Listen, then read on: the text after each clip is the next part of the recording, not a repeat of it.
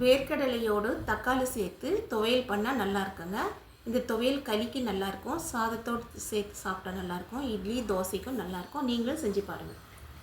வேர்க்கடலை ஒரு கப்பு சேர்த்து லோ ஃப்ளேம்ல வறுத்துக்கலாங்க.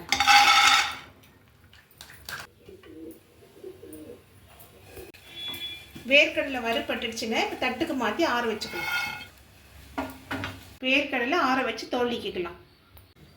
ஒரு டேபிள் ஸ்பூன் எண்ணெயை சேர்த்துக்கலாங்க. 5 பச்சை மிளகாய் சேர்த்துக்கலாங்க. இது காரம் குறைவாக தான் இருக்குது, நீங்கள் உங்கள் காரத்துக்கு ஏற்றாலும் நீங்கள் சேர்த்துக்கணும். ஒரு அரை இஞ்சி சேர்த்துக்கலாங்க.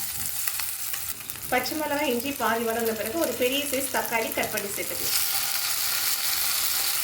தக்காளி மசைகிற வரைக்கும் வதக்கிக்கலாம். பச்சை மிளகாய் வதங்கிடுச்சு. இப்போ ஸ்டவ் ஆஃப் பண்ணிடலாம். ஸ்டவ் ஆஃப் பண்ணிவிட்டு ஆற வச்சுக்கலாம். ஆறிடுச்சுங்க. மிக்சியில் சேர்த்துக்கலாம். 4 கொட்டை அளவு புளி வெந்நீரில் ஊற வச்சுருக்கேங்க. தக்காளி போட்டிருக்கனால புளி கம்மியாக தான் தேவைப்படும். புளியும் சேர்த்துக்கலாம். தேவையான கல்லுப்பு சேர்த்துக்கலாம். இப்போ அரைச்சிக்கலாங்க.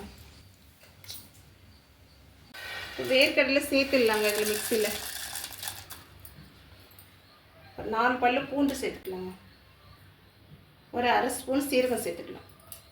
புளி ஊற வச்சிருக்க தண்ணி சேர்த்து கோர்ஸாக அரைச்சிக்கலாம். கோர்ஸாக அரைச்சிக்கலாங்க. ரொம்ப மையாக அரைச்சாலும் நல்லா இருக்காது. ஒரு டீஸ்பூன் எண்ணெயை சேர்த்துக்கலாங்க. அரை டீஸ்பூன் கடுகு சேர்த்துக்கலாம். அரை டீஸ்பூன் சீரகம் சேர்த்துக்கலாம். காஞ்ச மிளகாய் சேர்த்துக்கலாம். கருவேப்பிலை கொஞ்சம் சேர்த்துக்கலாம்.